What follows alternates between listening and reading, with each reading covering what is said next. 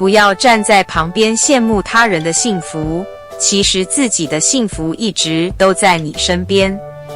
只要你还有生命，还有能创造奇迹的双手，你就没有理由当过客，当旁观者，更没有理由抱怨生活。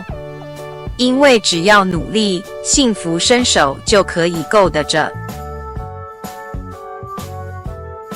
请支持我，请点击 subscribe， 再按小铃铛。